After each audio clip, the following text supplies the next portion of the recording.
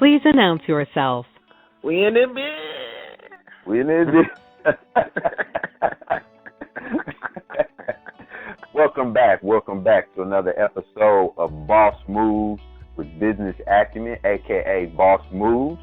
I'm here with my other esteemed hosts, Trey and Mo. What's up, fellas? What's good? What's good? What's going on? We in here. We in here, man. Y'all good? Let's chop this up. Let's get into it. So, the first thing we have to talk about, though, and I know you've seen this, it's been all over social media. There is a beauty supply store in Nashville, Tennessee. Cashville. That's special because we all represent Nashville. That's our hometown. So I'm just gonna read the headline of the article and go into it a little bit. It says this black-owned beauty store in Nashville made $50K in 3 hours of their grand opening. 50. Big time, right? That's quick money. Fast money. So it reads, praises have been pouring in from all corners for Sam Tisdale, the owner of Roots Hair and Beauty, whose company recently became the first black-owned beauty supply store in Nashville, Tennessee, and also grossed $50,000 on its grand opening. That's wild in itself. First black-owned beauty supply store. Is that correct? Is that right? That's what they said. And I think they have two other locations in Chattanooga as well. So it's been successful. It goes on to say, until now, Nashville did not have a beauty store that catered to the needs of women of color. Thanks to Tisdale, black people in this community can have access to hair products, cosmetics, and fashion that suit them. Okay. At the grand opening of the store last week, local media reports that hundreds of people from Nashville's black community came out in numbers to support the first black beauty-owned store, defying the bad weather. Oh, and there was bad weather. Within the first 3 hours, the customers have helped the beauty company to generate estimated $50,000 in sales. Man, what do y'all think about that? It is big. And I tell you what, it's about time. I'm gonna be real. It's about time we take control of what we do the most, and we worry about our looks. That's what we do as black people. We care about how we look. So no other person to do it. You can controlling the supply. If you're controlling the supplies, it's cool. I always take care of your looks. And we need to take care of our looks. You know what I'm saying? We just need to control the supply. So we're not always giving other people our money. That's right. But they say that the dollar circulates maybe one time in the black community, while in other communities it circulates multiple times. So this right here is staying at home for at least a little bit longer. Yeah, I think it was 12 times in the Jewish. It really doesn't circulate one time. Would you say, Charles, it circulates? I was recalling an article that I read that said it circulates 12 times in the Jewish community and something like 6 to 8 times in the white community. And in the Asian community was something like 8 to 10 times. So it's ridiculous. Obviously, we're at the disadvantage there. We're the ones that make our money and immediately pour it into another community's pocket. So what we have to do, as this article is showing us proof of, is start controlling the supply, like Trey is talking about, or at least start to distribute. You have to start somewhere. If we're the distributors of it, maybe their suppliers are the Chinese or some Asian country or an Indian company or some Indian country or locale. But we have to start somewhere. If we're the distributor, then that's pretty cool too. That shows that we're making the money somewhere in that supply chain. That's right. Strides being made, definitely. Yeah, that's big. I don't know if you all remember. I'm not sure where this was. It was Nashville or somewhere else, but it was I think it was two young black girls that owned a beauty supply store. And they ended up having to go out of business because the main suppliers and their main distributors would not sell to them anymore. Something like that happened, and basically kind of forced them out business for not being able to, because they really didn't control their supply line. They couldn't get products. They couldn't get products, exactly. So it's really important for us as a community to make sure we support, like when people open up our own black beauty supply stores, not only support them, but make sure we have leverage when we do business with other communities. We should be able to go to the Chinese community and buy hair care products in bulk and set up our own stores. And then if they don't supply us, well, then we can, like I was telling you all, I believe it might have been our first podcast, just talking about sanctions. We have to put really sanctions on other communities, just like doing international business. If you don't supply us with your goods from China, okay, we're not going to patronize your nail salon. It's that easy. That's simple. It's that simple. You know what I'm saying? So, okay, you can take money out of our hands, we'll take money out of yours too. So we just got to start thinking about ourselves like that. So big ups to that, brother. It's really all about being on code, fellas, because in order to, as you say, Trey, hit different businesses or different communities with sanctions, as you put it, we have to really be on code, and we have to hit them with those sanctions whenever we're crossed in any type of way. What you mentioned is, it wasn't in Nashville, it was in a different city. I want to say Michigan or something. And I saw it on that documentary that Chris Rock did. It was about hair, and it was about I can't remember the name. I know people have seen it. Good Hair? Good Hair. There you go. There you go. That's what it was. They talked extensively about that, and places will go out of business because they get on code and say, look, we're not selling to them.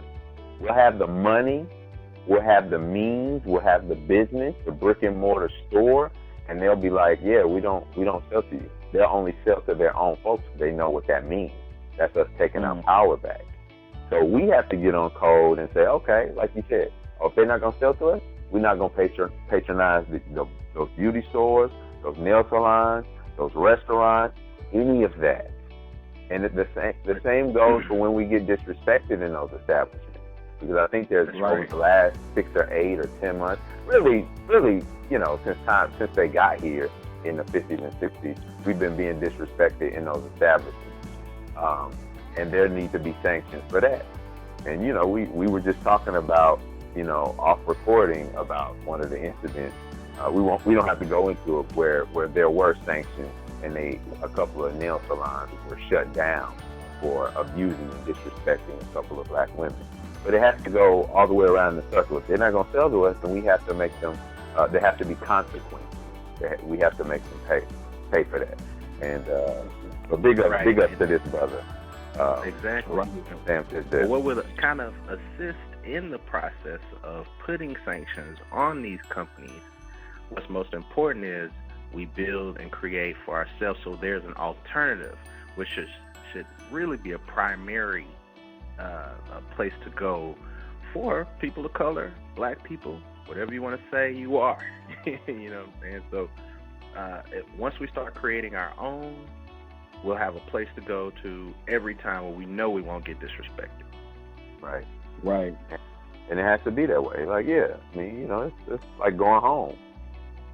But, to establish those, we have to do business, and we have to be able to establish those relationships, because we're not always going to be the people that carry the supply. It'd be nice, but sometimes we'll have to, go to our people in India or go to our people on the continent. And, because a lot of stuff comes from there as well. We just have to establish those trade lines. It's all there. We have to establish that, get things popping, and stop depending on the people who don't care for or respect us at all. And I like to refer. Oh, go ahead. I'm sorry. I like to refer to us as the global majority. You know what I'm saying? So, when we're in this country, when we're in the U.S., they like to call us minorities for some reason, but we're really the majority. When you think of that's a trick bag. That's a trick bag.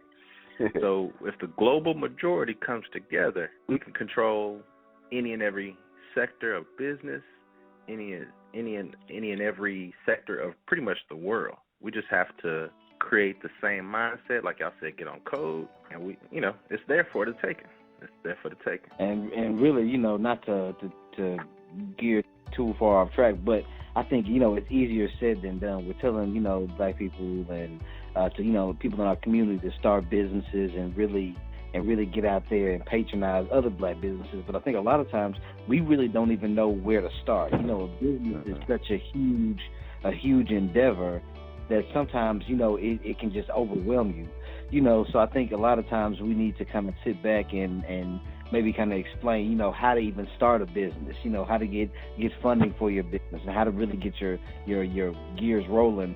And that way, people can actually be able to start our own, economic community. I know that there was an app, and I know you said, Trey, finding one place where you can go to where where the business is going to be. The app that I used to use, and I still kind of check on from time to time, is called Black Wall Street, the Black Wall Street app. And what it did was it had almost like a Rolodex, a directory of black businesses in certain cities and towns.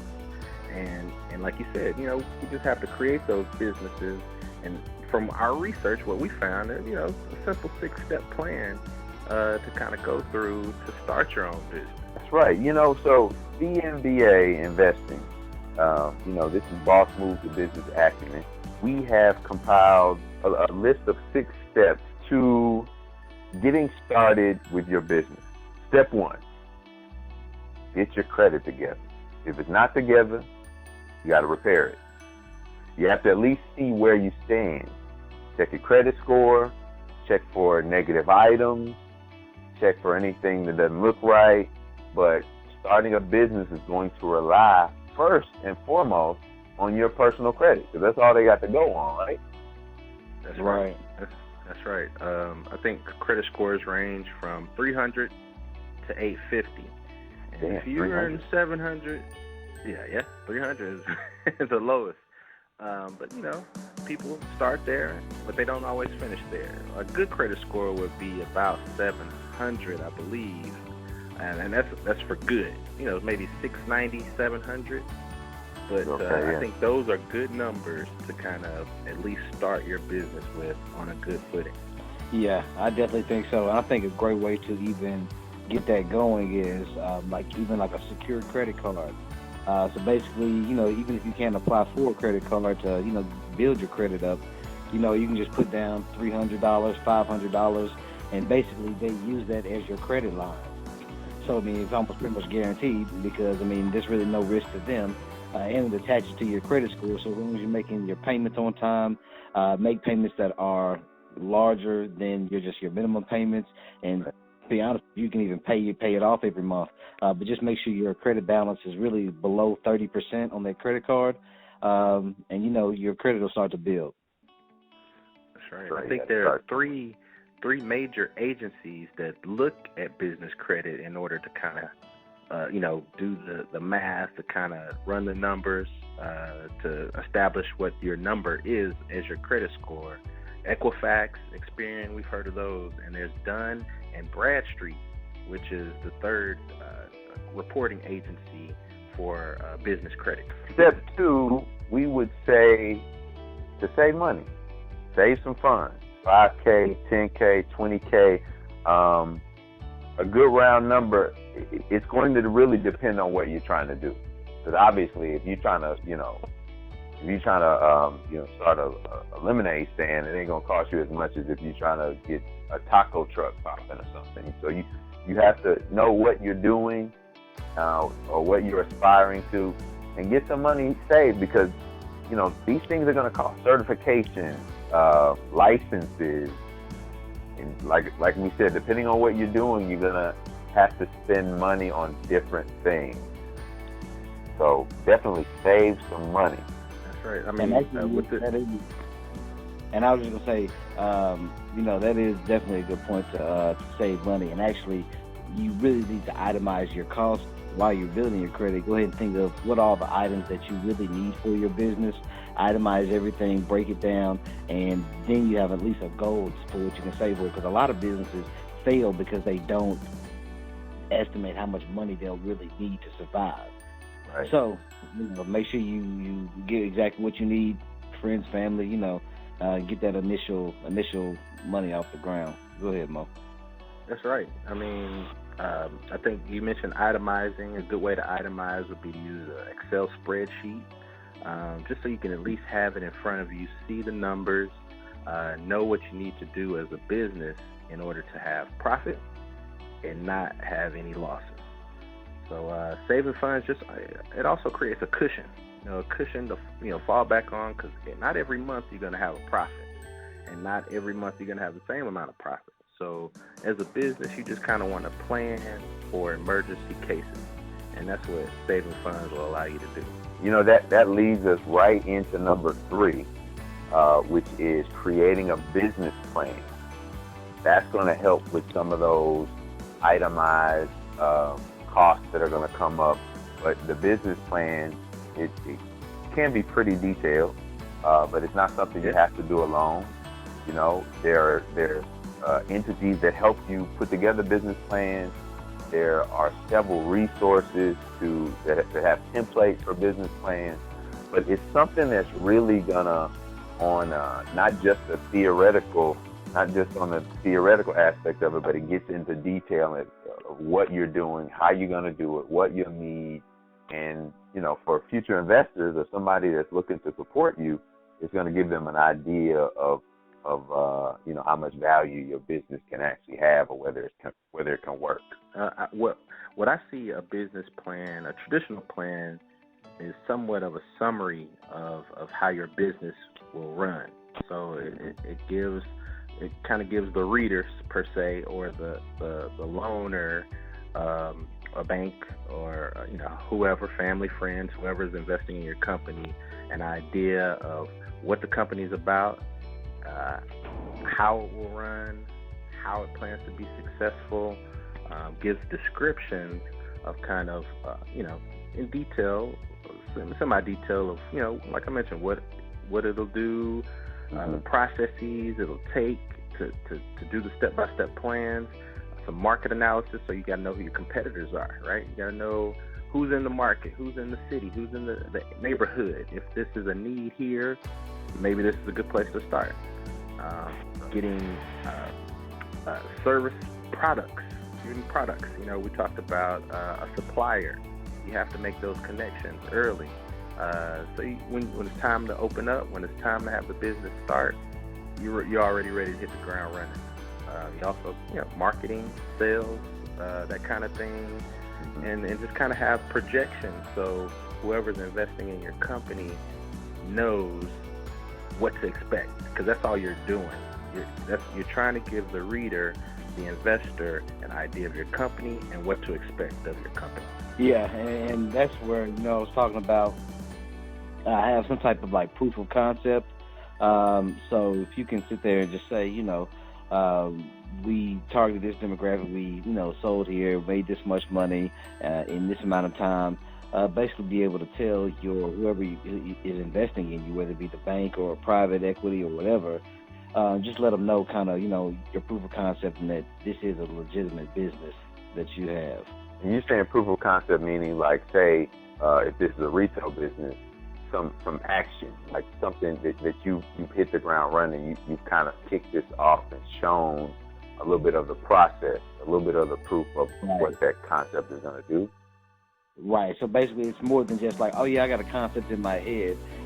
It's actually, no, I've actually taken this concept, like you said, put action to it, brought it to the market, and shown that it will sell, and people are hungry for this product. Like you said, if it was in retail, so and it can even be in service as well. People that want your services are needed in your community.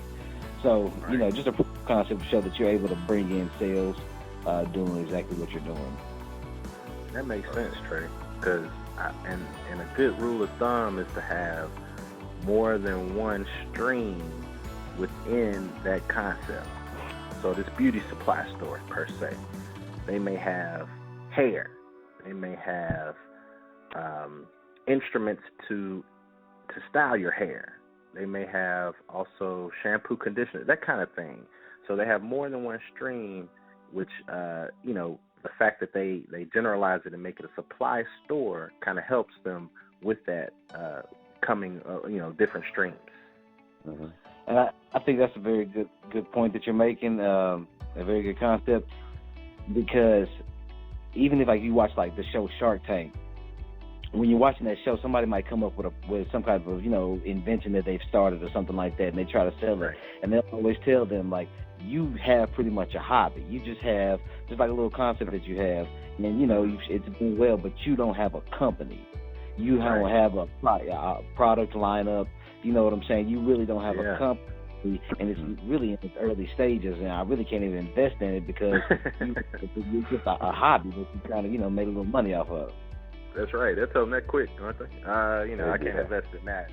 You're not developed enough. I still gotta do this, the small numbers and run the logistics, and they're looking for a mature company that's already in the making.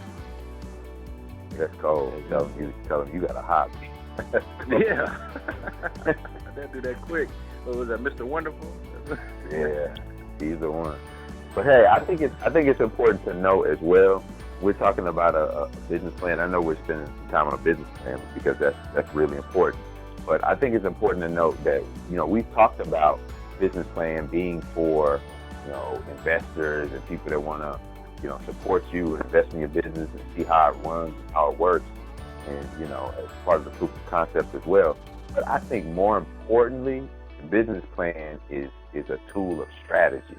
It's a tool for you to get your thoughts together, to get your concepts together, how you're going to run it. And it kind of brings together and organizes everything. Because before that, sometimes, as we know, and we've all seen these businesses, you might have run one like this. You just kind of flying by the seat of your pants. I've seen these businesses. They're just flying by the seat of their pants. They're making money. They're making sales. They don't know how tomorrow's going to go. They don't know, what any backup products. They don't know who their market is. They don't know who their competition is. They just flow. And I think that's a disaster for a lot of businesses, that are not organized. And that's what a business plan can do for you, not just, investors or people looking to give you money. We were just kind of going through the 6 steps a bit. We say the 4th step would be setting up an entity, right? Right. So kind of setting up an entity with, generally speaking, there are 3 major types of entities to kind of set up. There's sole proprietorship, which is usually a single person or maybe 1 or 2 people. Partnership, which is 3 or more, and corporation. So those are usually the broader 3, but within those there are some subsets depending on the type of business that you have. Usually with the sole proprietorship, it's the individual is receiving a 1099, which is self-employment income, and there's really no distinction between the individual and the business when you have a sole proprietorship. And what these entities do is they're separating your business income from your personal income. So if any liabilities were to happen, say someone comes and tries to sue your business, they won't be able to. These entities will allow your business income to be separate from your personal income. So they can only, if they were to win, they can only take money from the business income. So sole proprietorship, there's general partnerships. All these you have to have an EIN with. LLCs, there's C Corps for big businesses, and S Corps.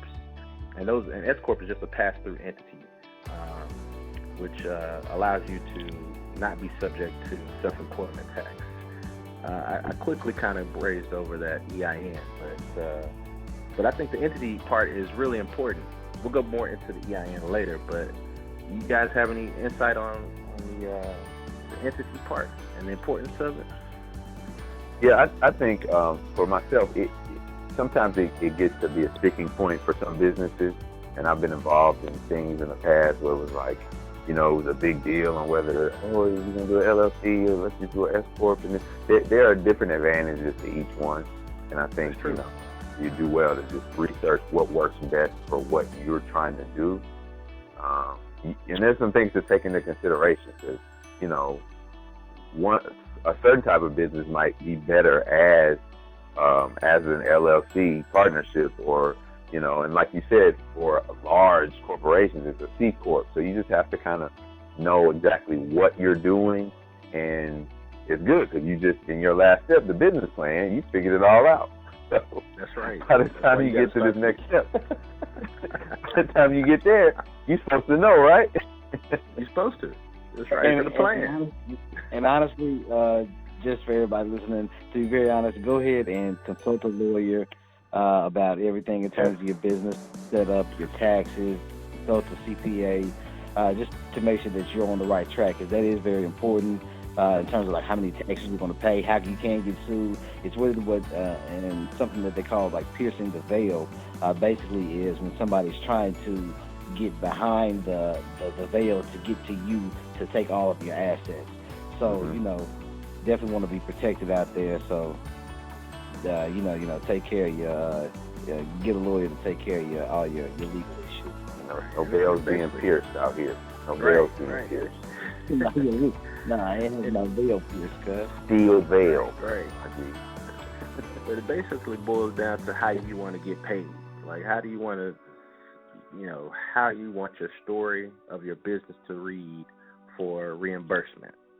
So, you know, like Trey said, consult a CPA, a tax professional, and just get that idea of you want to protect your personal from your business. That's the biggest thing. We talked about EINs, and you need the EIN number because the EIN is like a social security number for your business. And you just register with the IRS to get your EIN number, so your business has an identity per se. Just like a social security number is pretty much what it is. So it's an employer identification number, and that's the fifth step. So yeah, I think it's pretty simple because it's either one. If you don't have an EIN, then it's gonna fall on your social. That's right. That's right. You know. That's a really good way to tell. Yeah, if it's on you personally, if you don't have an EIN, when you have an EIN, okay, now you got an entity, and that's where the responsibility kind of goes. Also, with the EIN, it'll help you to set up that bank account for your business to help you separate your personal and your business income, and that's what the IRS wants to see anyway. They want to see the story of the money that's coming in. They always follow the money. I've always heard that, follow the money. So that also, you know, just kind of helps in the process of separating your personal, which is your social security number, from your business social security number, which is your EIN. So the next one is just to apply for a business credit for your business. So that would be the last step and kind of preparing your business. Apply for business credit and seeking investors. Yeah, honestly, that's a pretty big step as well, because you know you're on your P's and Q's. You've done all the pre-work. You've got your business plan going. You've got, you know, a cushion of 10 grand, or 15, 20 grand. You've set up the entity. You have your EIN number. Now you got your proof of concept. You got your business plan. Your credit is tight. All of this stuff ready. Now, if you have something by this time and you still popping, you probably have something that somebody would like to invest in and be a part of. So, you know, number one, there's that. You know, you have something that somebody might want to invest in, be a part of, seek investors, seek some help, seek help from friends and family or whatnot, and or apply for business credit. Get you a $50,000 credit line, $100,000 credit line to do what you might need to do, whether that's in the form of a business loan or whether that's in the form of business credit card. It depends on what you're doing, but that can be a really important step. That's by no means the last step per se. It's our last step we have here. As some of the first important steps that you can take starting a business, but that kind of caps it off, wouldn't you? I'd say so. I say so. Yeah, definitely. and it's just like with your personal credit. You want to maintain good personal credit, just like you want to maintain good business credit. So all of this run hand in hand. It's almost like your business is a separate part of you. It's another one of you. So it gets taxed differently. It you want to show all the same things that you do with your personal income, with your business income, and take care of your business. Your business is like your baby. That's what you want to take care of. Absolutely, it is. Yeah, so we're talking about these things because actually, BMBA investing, we've done this. So we have a little bit of insight into what it takes to walk through these steps. And they're not always easy steps. You can have something listed out all you want. You might get stifled at step 1 or step 2, but you just got to keep moving, get those things done little by little. So really, to sum it up, with these 6 steps, we're talking about this BMBA investing. This is Boss Moves with Business Acumen. BMBA Investing, our business, has soldiered through each one of these steps already. So, we know kind of what it takes to, find a sticking point on step 2 and have to push through and really do some research and figure out how to get to step 3. How to get our EIN number done, how to apply for business credit, how to, do different things with getting a business going. If you do have questions, you can check us out at bmbainvesting.com. Sign up on our contact sheet. If you got questions about business credit, if you got questions about getting your business started, if you need some funding, honestly, anything that has to do with you and your business, we can provide some advice. So go ahead and check us out. Once again, bmbainvesting.com, and we're here for you. We can give you a little bit of help. Well, guys, I think it's been a great conversation today. We're going to keep it short and sweet. We talked about Sam Tisdale, who has that beauty store in Nashville, Tennessee, who did $50K in the first 3 hours, which is awesome. And we talked about this, 6 concept steps for somebody who's trying to start a business. And I think that's important. I think that's really important. Times like this, where we're in a pandemic, people aren't working, unemployment rates are at all-time highs since like the Great Depression. This is one of the best times to turn your hobby into a business, to start a business, and to create not only for you but for your community. So, fellas, this has been real. We're gonna wrap it up here, but like we said, visit bmbainvesting.com. Support Black businesses. Stay safe in this pandemic, and we're going to holler at you on the next one. And we love you. Peace. Peace. Boss Moves.